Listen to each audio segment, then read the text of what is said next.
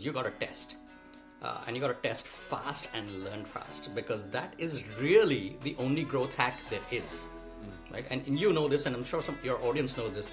Tactics will run out, and strategies are fine, and campaigns, yes, all of that is great. But at the end of the day, if you don't learn faster about what works for your customers than your competition, you're going to lose.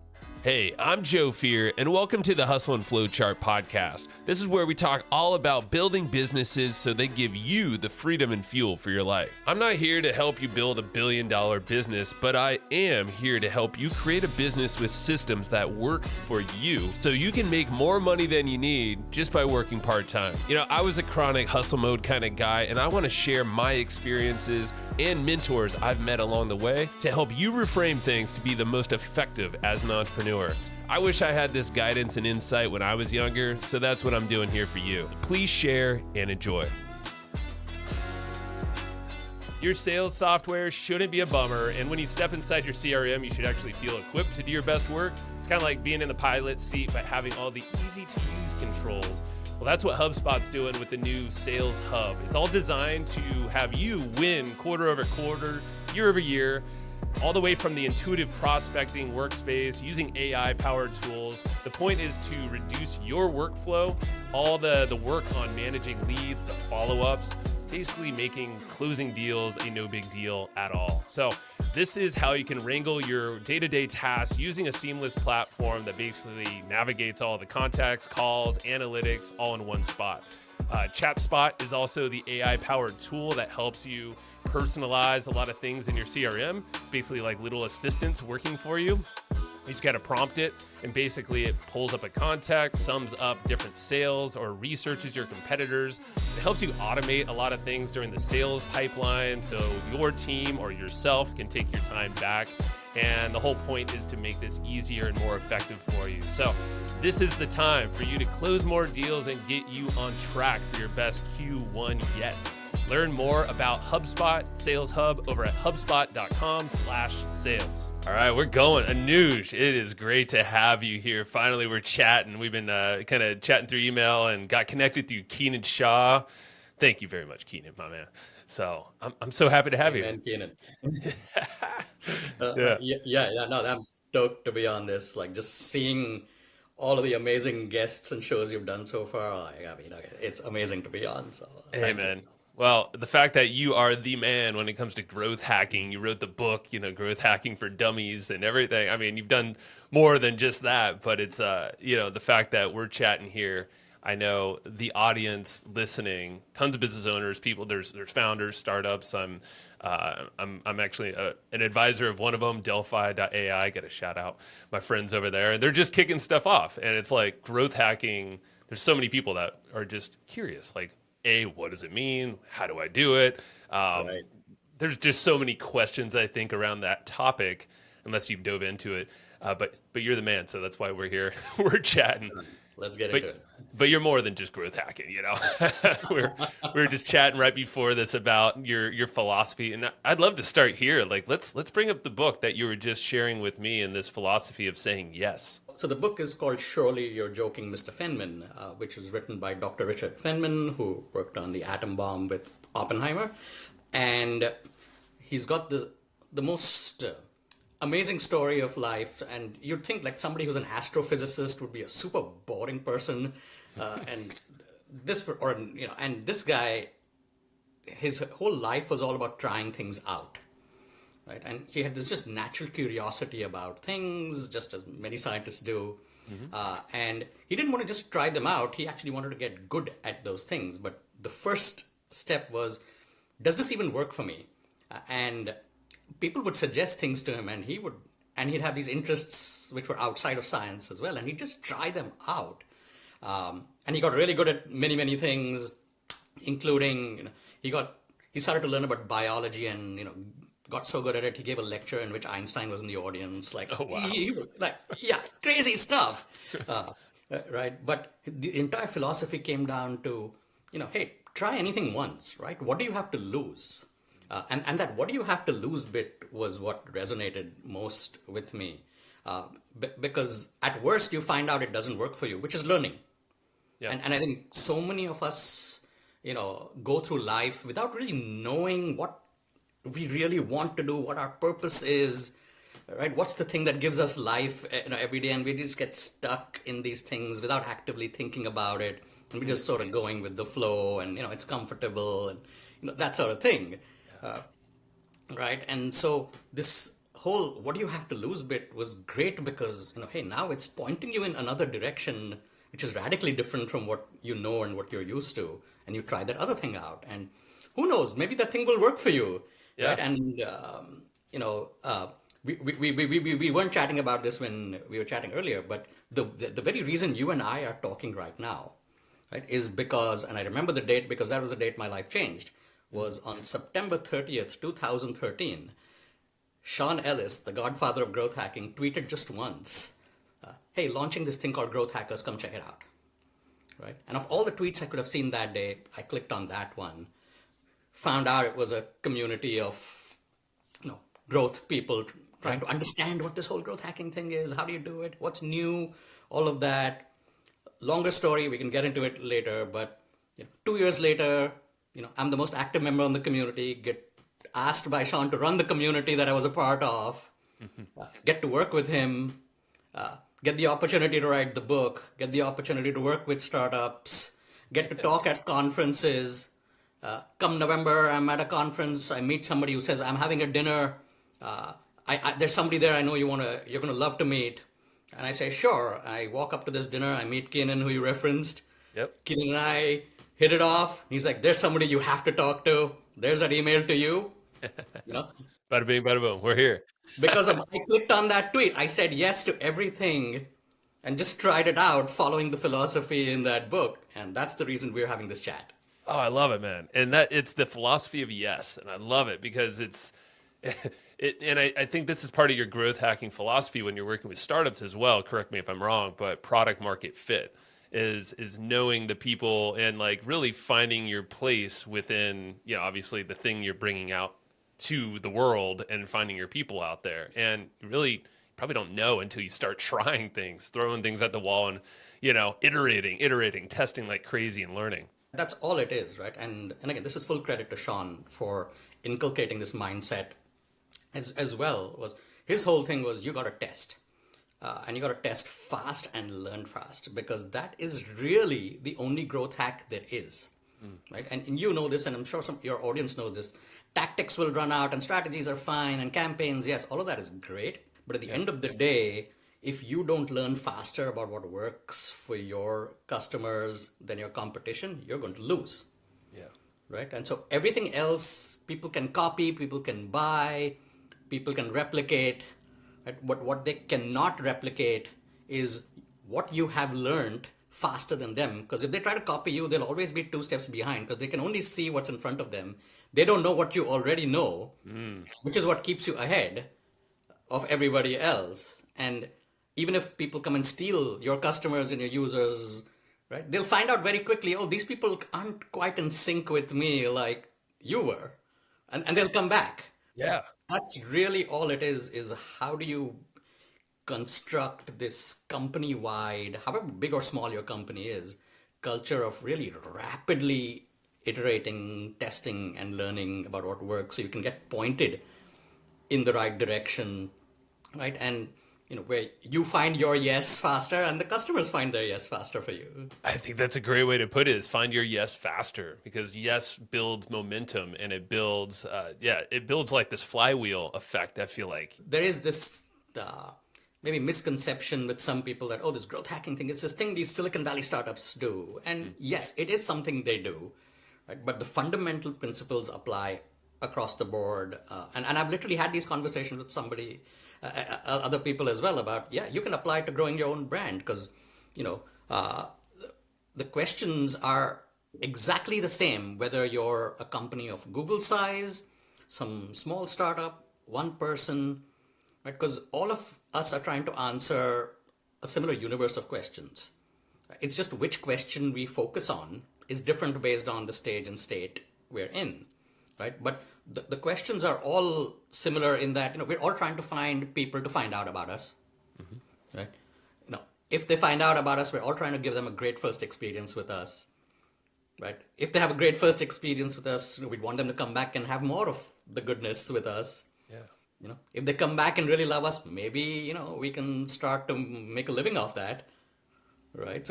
And if that starts to happen, that's a signal that they really like us. Maybe they'll tell others about how much they love us and that they should try us out too. The universe of questions. It's interesting. I like that. And I know asking questions always opens up next steps, So let's dive into the universe of questions. So again, so let's use the example you used. Somebody's trying to grow their personal brand, right? Yeah. And the first thing, part of growing a personal brand is like finding people who resonate with the kinds of things you're about. Right? So that means, you could be testing a lot of things about, hey, what are even things I love talking about, and how should I talk about them? Where should I talk about them? What formats might I use? Right? Just within that much, there's a bunch of assumptions that you can put hypotheses to that says, hey, if I talk about growth as growth hacking for seed stage startups on Twitter using videos, that's like, a set of hypotheses that you can string together and say, hey, does this kind of thing work? Or is Twitter the wrong thing? Is it LinkedIn? Is it video? Is it text? Should I even be talking about growth using fancy words, or should I dumb it down to something, more like these are universal questions everybody has to answer, right? And so there's that first step of, how do I get people to resonate with me and find out about me and want to come check me out? Once they've happened, right? What's that thing that makes the light bulb go off in their brains? Like, oh my God, this is the thing I need. I've been missing this thing. I've wanted it. I now see it in front of me, right? And so that thing may be a call to action to sign up for something, try something out. Hey, get a free email course. Come check out my YouTube channel. Come check out my podcast, right? And it's not just come check out my podcast. Here, come check out my podcast, my very best podcast. And maybe it's not even that. Maybe, hey, check out this 30 seconds, which is the best 30 seconds ever of my 7 years of podcasting, which will change your life. And that's the thing that says, oh my God, is this the kind of thing they're about? Like, I got to get in on this, like right now, right? Yeah. So there's this, so getting people to find out about you is one thing, but then the light bulb going off is sort of the next thing you want to think about as what's going to make that happen for people. And if that happens, that it's almost like you want to open up the sort of channel of thirst, right? It's like, give me more of the goodness. Yes. Right? I need more of this. Right? And so, okay, it's like, hey, you liked this, here's another minute worth, here's another full-on episode, here's an extended discussion, here's something else these people have done that relates to this sort of thing, but something that, opens the channel for repeat value delivery for people, right? So it's like, how do I get you to come back? Because it's on a scale of effort, it's much easier to get somebody to come one time to check you out than it is to get them to come back. That's right? true. And again, the best example I've thought of this, and raising my hand preemptively guilty of this, is, right, how many apps have we downloaded that we opened once and never opened again? Too many. Yeah, very guilty here. Might even have paid for some of these. So this is hard stuff, right? How do you get people to come back is an existential question, because all growth relies on people coming back and getting the goodness again and again. Because only if that happens does that start to open out the opportunities. So how do you deepen this relationship to a point? And if you're thinking about it as a business, right now, all right, is there a way to monetize this in some way? And I don't want to use monetize as this ugly word to be transactional, right? But if you're in business, you're in it for a living, right? But the purpose of business, and I think this is an under-talked part about growth, is making money. Yes, businesses are clearly all about making money, right? But you only make money when you deliver value consistently. And that's what true sustainable growth is about. Lifetime value. Yeah, it goes up. You have to have some thought about, okay, if I'm bringing people back, like at some point, what is that trigger that says, okay, there's now so much value, I have to start paying for this thing to get even more of it. And that in itself is a great signal, right? If people are continually paying you, I think you can safely make an assumption that they really like you. You're an important part of their existence, professional or personal, right? In which case, if they're really happy with you and like you, they should have no problem telling other people about, hey, look at this awesome thing I found that's making me a rock star. And so there's this ladder of events that, growth is dependent on, which starts with, okay, let's get people to find out about you. How do we do that? Okay, they found out about us. Can we give them that awesome first experience that is makes them realize that you are what they need? And for some people, they may see that and say, not for me, and that's fine. That's the purpose. You're not supposed to be for everybody. So how do you get them to find out about you? How do you get them to the light bulb to go off about you that you're the thing they need? And then how do you build the habit for yourself for them to keep coming back and getting more of that value? And if that happens, how do you get them to then start paying you? And if that's happening, then how do you get them to talk about you with others? So that loop and that flywheel that we talk about, it restarts again with all of these new people that show up. And again, you can apply this construct to literally any size business, any type business.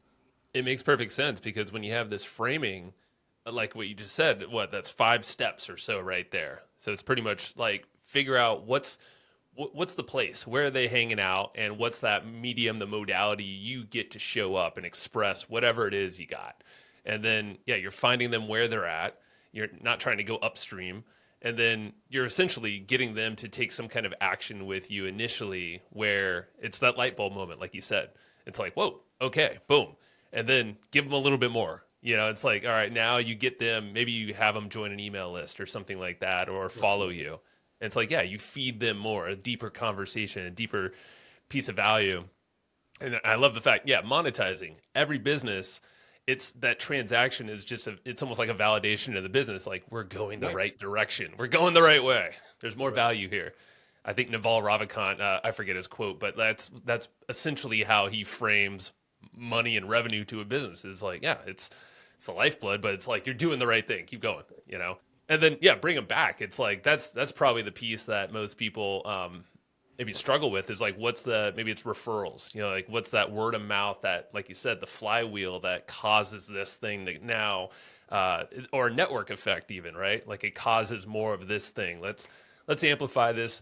3 more people, each person that comes in, brings an extra, let's say whatever number of people in the door. And all of these things, like it sounds simple, and I don't want to say that everything is as simple as it sounds, but I think it's the framing to make it sort of clear as to where do you think your biggest problem is, right? Because depending on where it is, because you may have no problem getting people to you, but they just may not be taking that next step. So maybe that's where you need to focus. Or the light bulb may go off, but they're just not coming back, right? Or they're coming back, but you haven't figured out how to, make them pay and what you want to make them pay for, right? And it's not always easy. Sometimes you get lucky, but most of us don't. And it's that's the point where you say, okay, this is the biggest choke point, and that's what I need to focus on. Because if I can unlock that piece, then everything downstream gets easier from there as well, right? And that's really what a lot of this entire growth methodology is focused on, is understanding, what the math looks like of people flowing through this journey with you, and where are they getting blocked, and zooming in to understand more about why might that be happening, right? And that may mean conversations with people, as many conversations with people who've actually gone through to understand, hey, why did you go through, and maybe talking to people who didn't. It's like, what was in your way and what was different there, and that can help you put together some smarter hypotheses about, okay, I think these kind of people are not seeing X and I need to do something differently to make them see X. So let me, try that out as a little bit of a test to see if that helps move the needle at all, right? And that's the entire process over and over till you see the needle move. And, it's that entire thing of, trying to get to your yes. You'll get a lot of no, doesn't work, kind of works. Oh, great, there's a signal there. Let me do more of that. Like, it kind of works only till here. Fine, let me try, go back, let me try something else. No.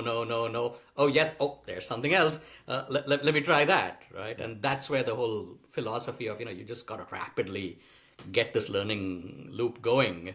And I'm assuming you probably start, I guess everyone starts more or less at the top of that, right? Or is there, because there's different ways I would think to approach this potentially, this learning loop. So yes, so let's take a giant step back to when should you do this growth hacking stuff? That determines a lot of where you start, right? And so if we use the common startup sort of jargon, right, you have pre-product market fit startups and you have post-product market fit startups, right? And the pre-product market fit startups who still haven't figured out sort of if there's something, if there's a there. The process they would follow is exactly the same as what a post-product market fit startup would do in terms of there's still a lot of rapid learning about what works and what doesn't work. The big difference is that because you have very little information pre-product market fit, because there's so many unknowns, you have to open out your sort of surface area of learning into everything. I almost like to think of them as, think of it as two inverted triangles sitting on top of each other. Okay. So there's one upside down triangle, and that's the pre-product market fit startup, where there's a lot of things to be tried out to understand. To getting to pre-product market fit is the bottom of that triangle, because that's the thing that works, right? And you're trying to find your way to that's the thing that's validated this entire thing, right? And a lot of that is a function of finding people, trying to understand what patterns are amongst people and needs and pains, to narrow it down to a very discrete set of characteristics of people and problems that match to say, yeah, this is like, people can't live without this thing. These kinds of people can't live without this problem being solved this way, right? And that's what you're trying to get to.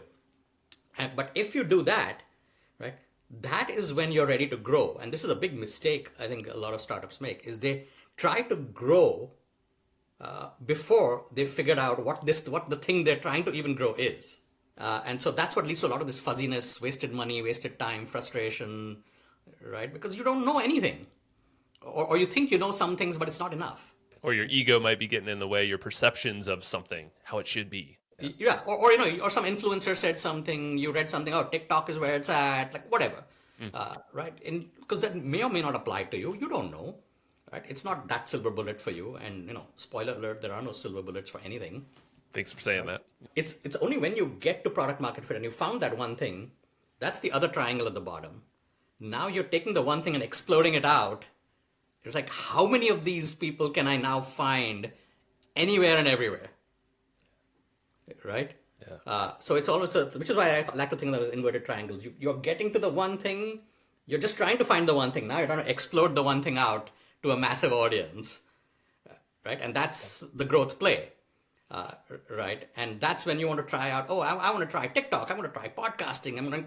Where are all the places I can find people like this? Because now I know how to talk about the problem. I know how to talk about the promised land of if that problem is solved. I know who I'm going after, right? I know how to describe the primary value of everything. So now I just need to find where all of these people exist in the world, right? And so to your point, that may be the first thing I do, that I have to test across how do I get people to show up? Or you may be in a situation where, oh my God, I somehow managed to get I already have a podcast on the HubSpot network like you do, right? And it's working. It's already working like gangbusters for me. I'm just going to double the heck down on this thing.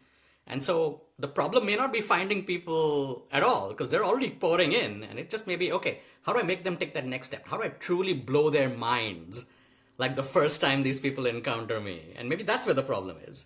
And that generally is the place where I've found for a lot of post-product market fit startups, it's this, having them understand that when you got to product market fit, all you really did and all you validated was that I have a problem worth solving and I have value. What you have not yet discovered is the best way to deliver that value. And that's where that's the beginning of all of this growth stuff. And the best way to understand how to deliver that value starts with, now how do I give them an awesome first experience? How do I make that to be so personal, so relevant to them that they go, oh my God, I just have to have more of this thing. And that's what sets up this, the steps for them to come back and say, oh no, I just need more of this stuff. It's only when you can solve for that, I can predictably get a certain percentage of people who look like this, who behave like this, through that amazing first experience, can I have some validation of, okay, there's a certain percentage that will get through and keep engaging, right? And so now I have some mathematical validation that says, if I put 100 people through this experience, 20 people will stay, right? Now I can do some back math over, okay, now I want to focus on a particular channel. I want to do more podcasting. I want to do Facebook ads. I want to do TikTok. Great. Now I can start to better do the math behind, okay, what is that going to cost? Because time is also money. So it's, so whether you're actually paying for it in one way or the other, but you can better do the math of, okay, if I spend this amount of time and money, maybe I can get 1,000 people through. And I know that if I get 1,000 of these kinds of people through, I can use my past experience of, okay, 20% of these people reliably get through this experience, right? Is that 20% going to be enough for me to, take a stab at to ask them to pay? And if I do, how many of those 20%, will even pay? Is it 10%? And okay, if it's 10% and I need to make $1,000 by the end of the year, right? And I've got now, let's say 100 people. Okay, the math is pretty easy. I need to get them, to pay me $10.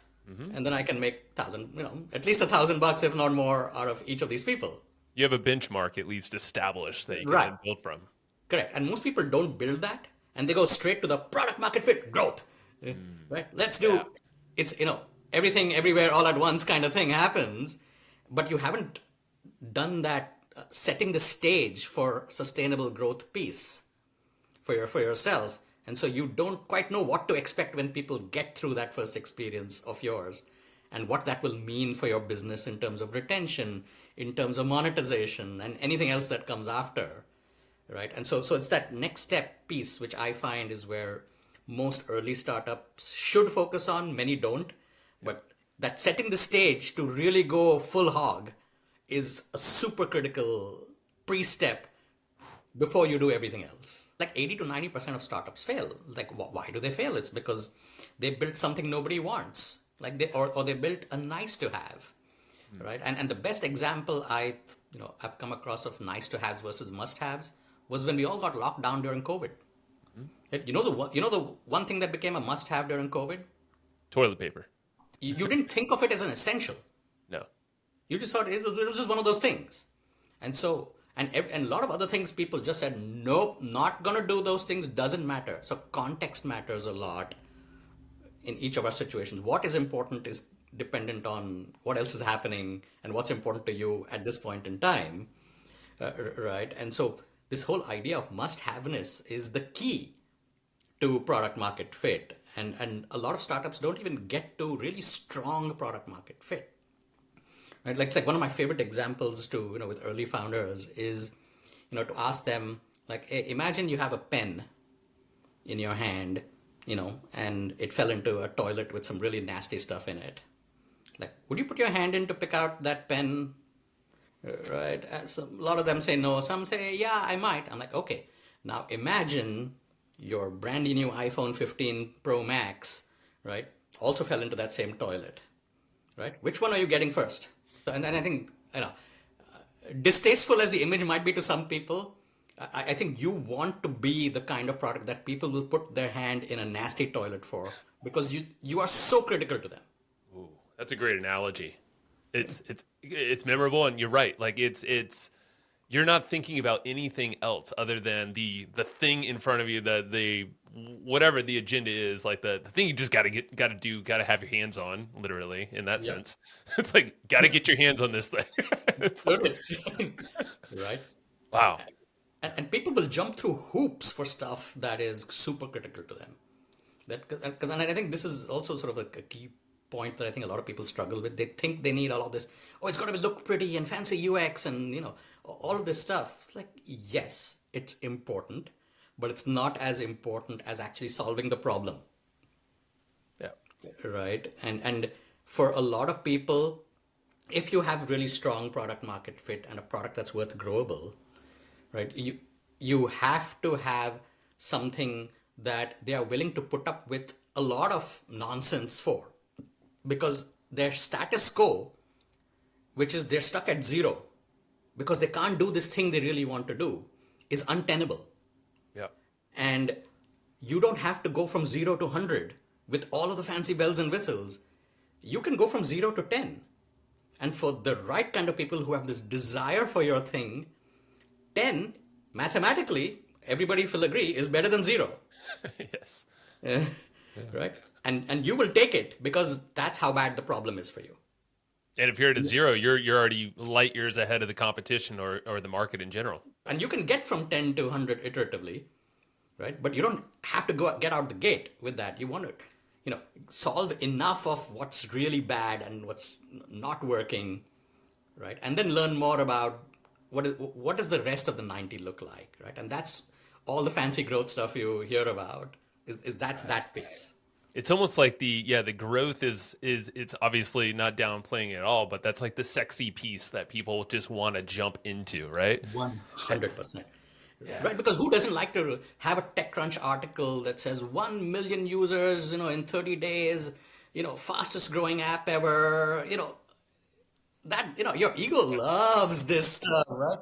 You want to send that to your family and your friends. You want to post that on LinkedIn. So honored to be featured in this TechCrunch article. I made it. It's like, no.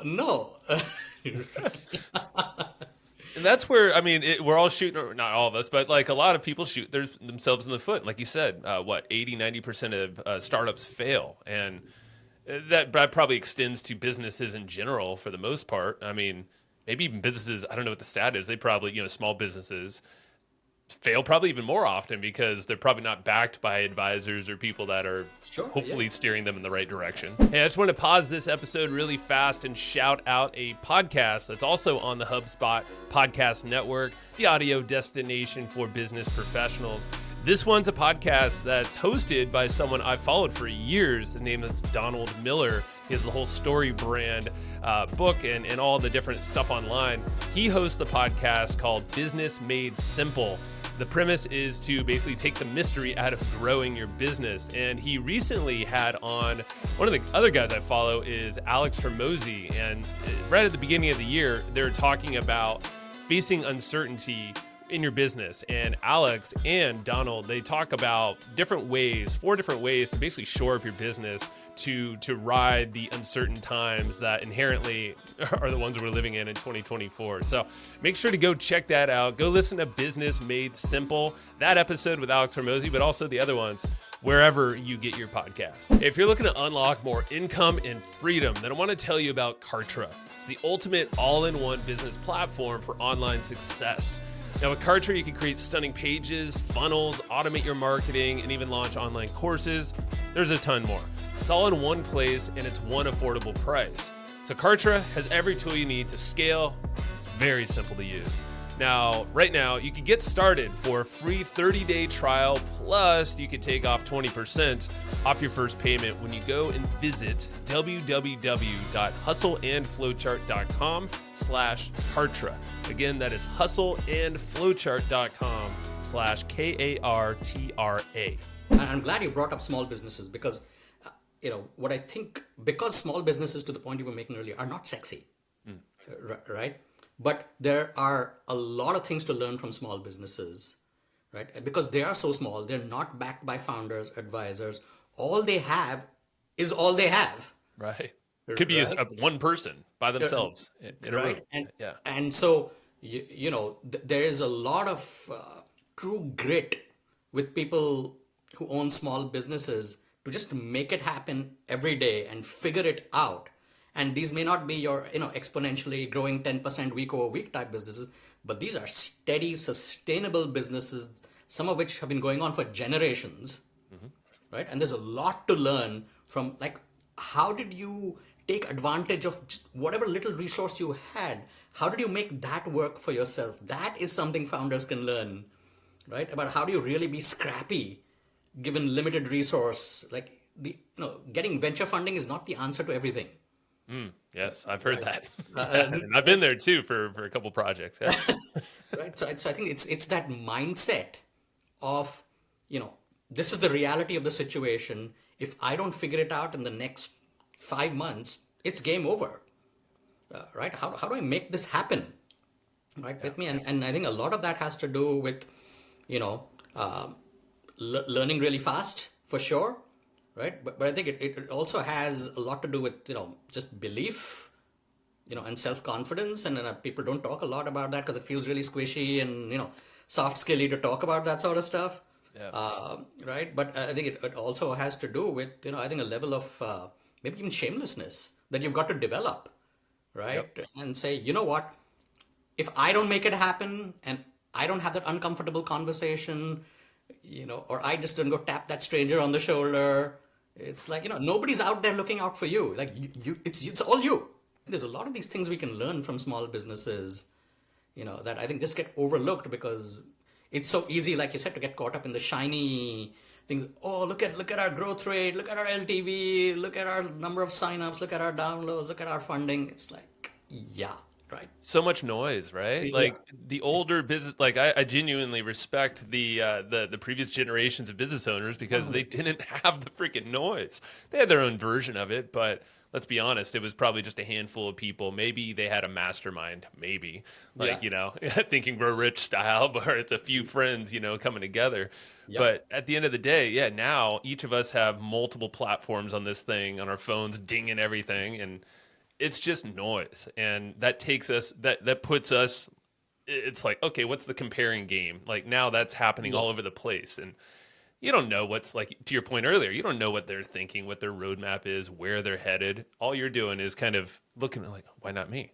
And something you said is really important, right? It's because of all of this noise, what tends to happen is that makes you lose two things: focus and priority.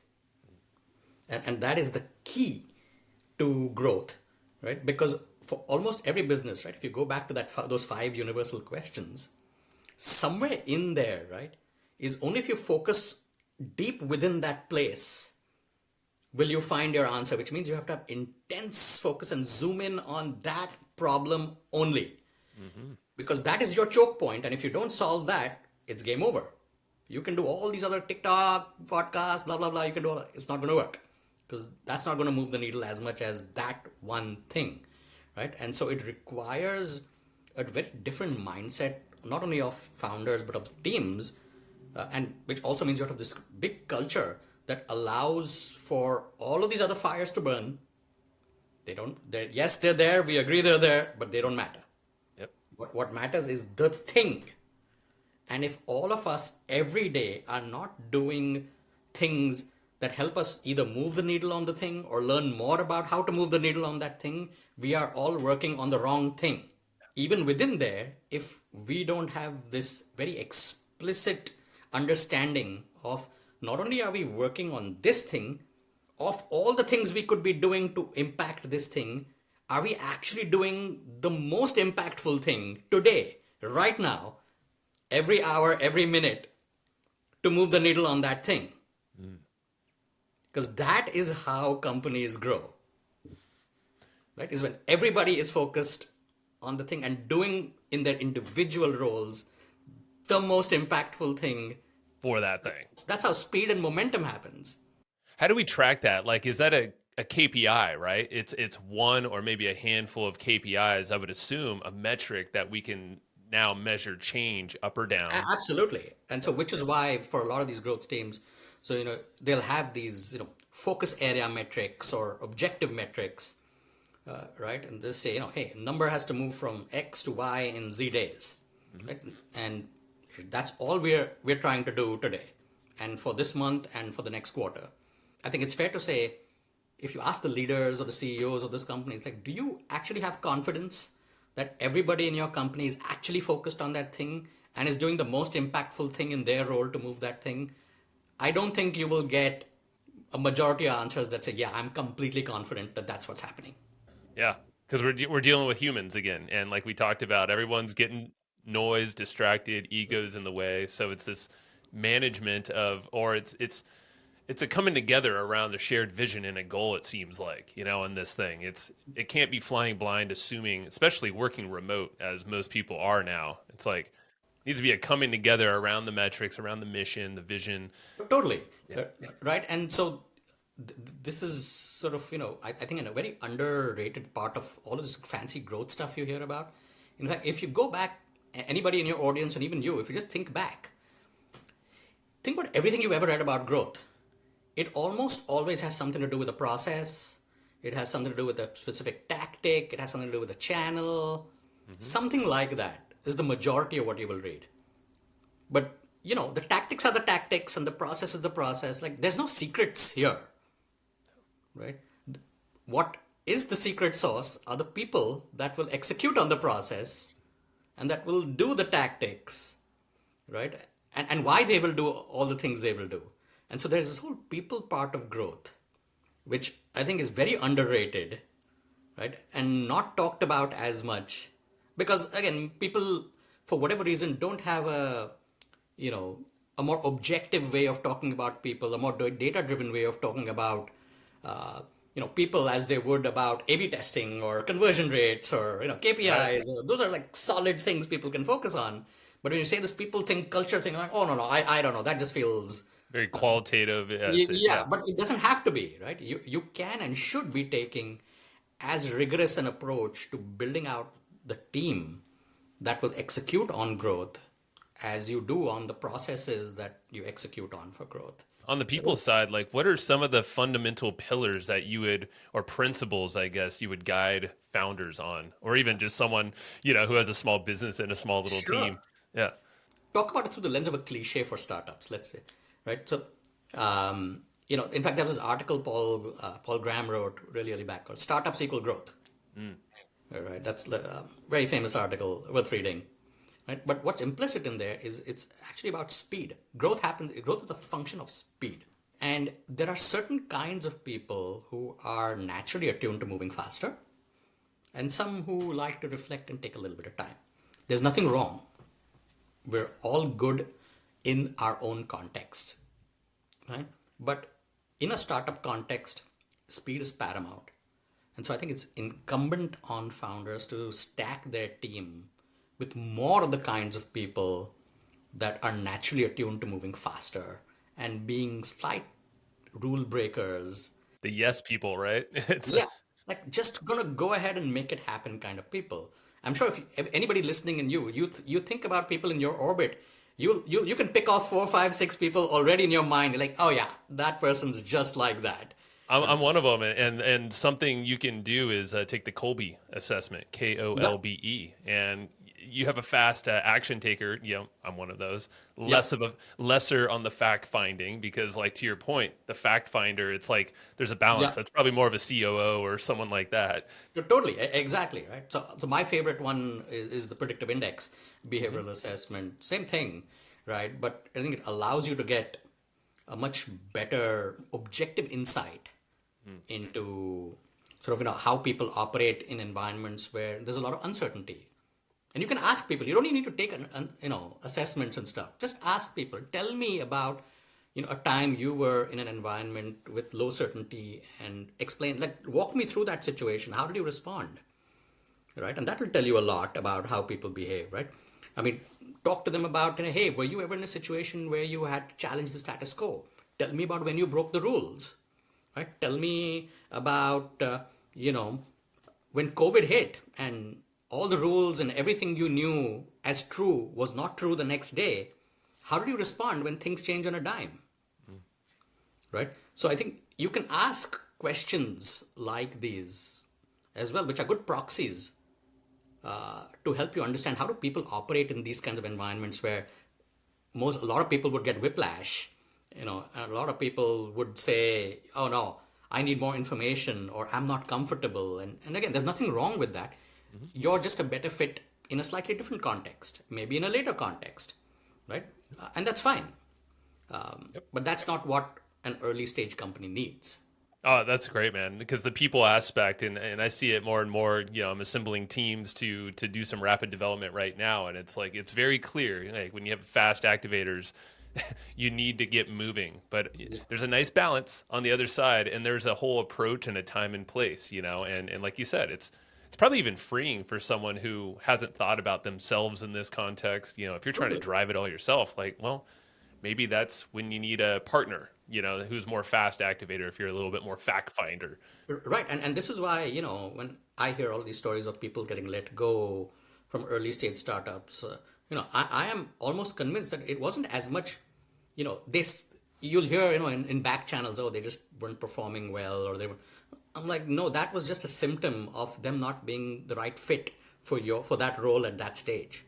They would have been great if they were at a slightly different company at a slightly different stage. I don't think it's as much the fault of the person that was let go as much as it is the fault of the hiring team for not being more intentional about who they hired and having a better understanding of the kind of people they needed. Fair. Yeah. I think it lets a lot of people off the hook too, because I know of other people, and I saw, I think, a recent tweet of yours too, talking about, yeah, there's a lot of people getting let go and growth positions, especially, that is a role that happens a lot. And Yeah. I mean, but startups in general, obviously, just the nature of a startup. Yeah. I mean, there's a lot of turnover, or obviously the whole thing can just go down. Yeah. Yeah, it's yeah. I think this can free up a lot of people mentally in terms of like if you're running a team or even yourself, if you find yourself in that position, to start even giving yourself these questions to understand how you operate. Totally. And again, no shame in, if you understand that, okay, I'm actually not right for startups. I'm okay at a 10,000 person company that likes to be more deliberate, that moves much slower, that is way more process oriented, likes to dot every I and T. Awesome. You found the fit for you, Hmm. right? Like double down on that. I love it, man. And well, Anuj, I want to, as we like wrap it and like we could tie a bow around this. I want to talk about like you because I mean, talk about what science. Like you did a lot of this getting into this. I'm curious what even got you into the growth space and what was like your light bulb moment. I had this, mad moment where I thought I was going to start up as well, and caught up by all of these articles I was reading in Fast Company and TechCrunch. I'm like, hey, looks like starting up is the quick path to riches. Like, I'm going to do this as well. Mm. All right. And again, I'm somebody who has degrees in chemistry and biochemistry. I knew jack about the startup world. I knew there was this thing called marketing and this thing called sales, but not really much beyond that. And so, but started to learn about these things and realized, oh, this marketing thing is important. I guess that's how it's not just ads, it's how people find out about you. I'm like, amazing. And this was like 2012 ish. And you have all of these, listicles of top 50 people to follow on Twitter sort of thing. And that's how I started following people like Sean. Mm-hmm. And that's how I clicked on that tweet. And so it's been these sort of just serendipitous sequences of events that leaned in on a need that I had initially of just wanting to learn more, right? And as a consequence of just learning more, even, and I think people underestimate the impact of just focusing, because all I did, and this happened organically, for the next year, like the Growth Hackers website was the first thing I would see every day, and I read every article that would show up and Oh yeah. read every conversation that was happening, to the point where as somebody who knew nothing about growth could connect the dots between completely different concepts that people who weren't spending that time focusing could not, even though they had more experience than me. You're immersing yourself into it all. Right. Yeah, and I did the same for a long time. Years back when growth hackers came on my radar too. Yeah. Yeah, so I would do that. So if you ever read those weekly emails from growth hackers, I curated those emails, right? And I had to read like 300 to 400 articles that showed up every week and conversations that happened every week to curate it down into the top 10 of the week. And so again, I just had to read a lot of stuff. But it was only through all that reading that I understood that this knowledge is really theoretical. But I was adding so much value back to the community that Sean felt like I was almost a quasi member of the team. And after 2 years, it just got stupid. And it's like, why don't you just join the team? Like, we already think you're part of us. Like, people in the community thought I was on the team. But I think that was the key lesson, is you got to get your hands dirty. Which is also part of the reason after a few stints post Growth Hackers, I decided to take a slightly different approach and do stints at companies and try a hand at consulting because I wanted to test out whether all of the principles I'd learned and immersed myself in while I was at Growth Hackers for 4-ish years, do they hold true in other contexts? Like, where does this fall apart? Hmm. And yes, there are some places it does fall apart, but that was good learning for me. I mean, there were a lot of things I had held dear to me that I had to rethink, which is again, it's growth. You had the theory, but now you're applying it, right? I have to give full credit to Sean because I was really scared when he first offered me the role. And my thing to him was like, look, you do know, like, I'm somebody who has a science background, right? I know nothing about this world, right? And you're like Mr. Growth Hacking, like, this is Yep. scary for somebody like me who's not from this world, right? And his key insight was that he would rather hire somebody with a science background, than somebody with an MBA or a traditional marketing background, because all growth is applying the scientific method to product and marketing. And he was like, so you already know this. He's like, if there's one thing a person with a science background comes from, right, and with, is an experimental mindset. And he's saying, and that's what I need more than anything else, right? And he's like, the second thing I need is that when you run experiments in a lab, you actually take a very holistic view of the environment you're running the experiment in. So you're not just thinking about it as a point thing. You're thinking about it. What's the context in which it exists, which is very different from just throwing campaigns over the wall week over week and hoping for something to happen. And he's like, those are the two things I want: is an experimental mindset and a holistic view of the system within which experiments are happening. I think I would hire people with science backgrounds any day, all day. Makes sense. Yeah. You're taking this like what this very quantitative approach, but it's yeah, like you said, holistic. That's a little bit more qualitative, but you're seeing like where does this affect something down the line? It's all connected at the end of the day. Totally. And the thing that struck me after that was that whether you come with a science background or not, all of us actually know this because we all went to school and went to chem lab, right? Hmm. And we all did those experiments where we put one liquid into another liquid and they changed color, Yeah. right? And you know how those experiments went is you do it like 1 ml at a time and see, okay, oh, it changes between 5 and 6. Great. Now I'm going to redo it and see where exactly between 5 and 6, Hmm. right? So you do it 5.1, 5.2, 5.3. Great, it changed color. What are we doing with all of these growth experiments, right? We're trying things out to see where is the signal, right? Literally, where is the color changing for us? And okay, there's the signal, right? And then we're doing more of it, right? Because now we're trying to find where's that 5.3, how do we like really grow that signal and optimize the signal, right? So all of us actually know how to do this growth stuff.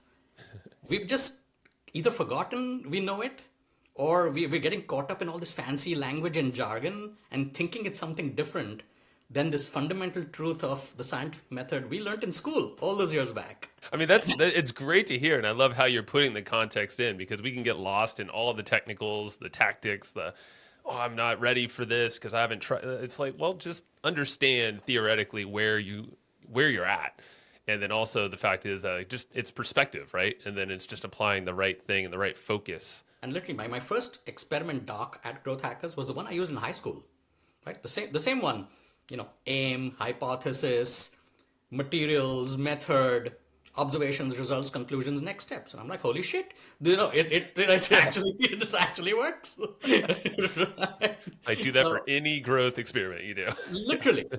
right? So again, we can all do this, right? I think the only thing we want to kind of keep in mind is that we just want to do this rapidly, like just accelerate your pace of learning. And the one question I've started to key in and on off late for every team I'm working with, right, is every Monday, right? Like just ask yourself, like, are you smarter this week than you were last week? Because if the answer is no, you're learning too slow. It's a good point. In an age right now with AI and so many abilities to rapidly learn and consume content and explain it like I'm five kind of thing. It's like you can take a very wide concept, dumb it down to whatever level that you want. And I Yeah. don't say that in a negative way at all because I do it for myself all the time. And then you build up from there. Smarter every week, and you will be ahead of the growth curve than everybody else. And Anuj, I think we will be doing follow up session. I don't think I know. maybe you'll be doing the host as well. Yeah, So, anytime. man, well, I love what you're doing too. And so, yeah, give us a couple of like breadcrumbs here where people can follow you along on some of these cool projects you're doing. I'll give you an example of a company I'm working with right now. Sweet. It's a company called Hunt Club here in Boston. And this is a company that's working on making the relationships you have with people more actionable and provide more business value to truly unlocking the potential in all of these relationships, whose information is currently distributed across email and CRM and calendar and LinkedIn and Slack and all of these places. So you don't really know who you know and how well you know them, and who you can actually reach out to for help, right? And the it's the same sort of issue everywhere. It's like, where is that key thing that everything turns on, that everybody can start to understand how to take more control over their relationships? Because there's 10 things you can focus on. Like, what is the thing? Is it just understanding who you know? Is it understanding more information about who you know? Is it understanding the depth of that relationship? Is it just being able to create lists of people that you can share out with other people? Because I'm sure you get asked all the time, hey, I'm hiring for a new marketing person. Like, do you know somebody All in the this time. space, Yeah. right? And I'm sure many of us have lists in Airtable or Sheets or something, or we'll send a quick email. But that's just we're relying on some legacy info, not on what's current. So what we're even sharing may or may not be the right list. We hope, we think, Yeah. uh, right? And so there's all of these conversations about what's the right focus area and what's the point to start with before we can start to explode it out into the thing. But clearly, no startup exists in a vacuum, right? And so you have all these other competitors showing up. And I know everybody likes to say, don't think about the competition, like, think about your customers. Yes, right? But you can never not think about, when you go talk to somebody, that there's the possibility of the question of, so how are you different from those people? Oh Why yeah. would I use you versus them?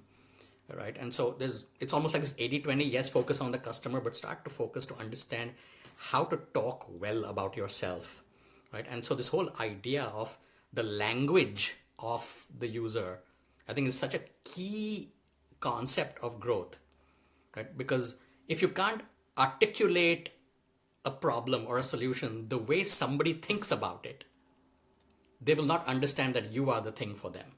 Yeah. You want to get inside their minds and so they understand, okay, this is the person for me. Right. And this is also one of those foundational pieces that gets sort of shunted off to the side or not given enough importance. Right. And so I think that's what I find myself doing a lot of with early companies is, let's try and understand the language of the problem and how they describe it and how they describe themselves. Because people like them will describe and feel the problem a certain way. Hmm. And if you can get those two pieces of information, that allows you to find more people like them and give them the very same message, which then makes more light bulbs go off, which makes them say, I want to try it. Right? And then you can get the entire flywheel rolling. That's right. Right? Yeah. So no matter who I'm working with, right, and this has been true, like I tried this out. I don't even work at this company anymore. I use their mugs. I worked at this DTC company. It's called Jamber. Best mugs Uh-huh.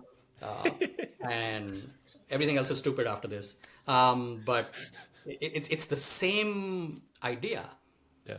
right? Like, who would want something like this? Who would not think this handle is the funniest looking handle, Oh, that is a cool handle. Yeah, I didn't even see that part of it. right? So everything boils down to, like, can you articulate it the way they think about it, Mm. right? And have them describe themselves to you. And I promise that will unlock so much. It'll be like a cheat code. Right? It'll almost feel like really that's all I got to do is ask them, hey, are you X kind of person? And Yeah. here I have something that does blah blah blah, and be like, oh yeah, that's it. I'm like, what the hell? Like, Yep. so, It's like, how are you in my head? Yeah, right. and you're kind of, you could do this through, like, sales would be like pre-framing, and really maybe using some of their language or and understanding enough of it. So yeah, you're getting them to nod their heads to be like, okay, yes. And it's the more of the yeses, right? You're getting the yeses faster because that's how we started this thing. Right.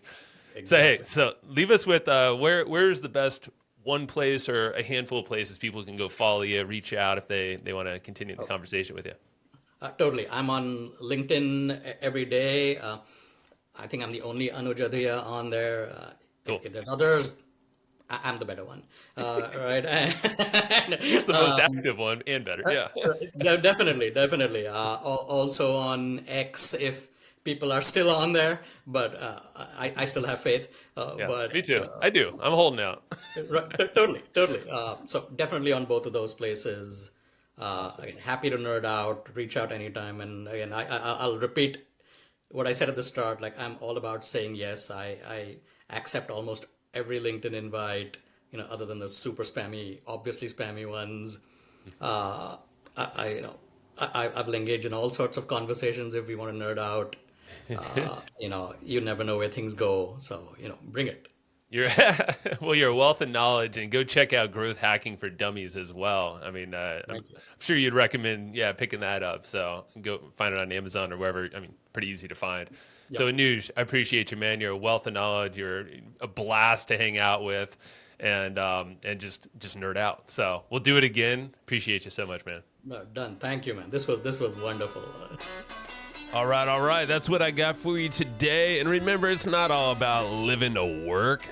It's all about working to live, if you need to do the work. But, work can be fun, and it should be fueling for your life. So if you enjoyed what you just heard, if you got some nuggets of wisdom that you want to share, or you're just noodling on right now, please go tell others the way that people find this show and how you can help others get their aha moments is through word of mouth. So if it is telling your friend, telling your family, sending an email to your list, writing a review, or whatever it might be, everything helps. So thank you so much for listening to the Hustle and Flowchart podcast, and I will see you next time.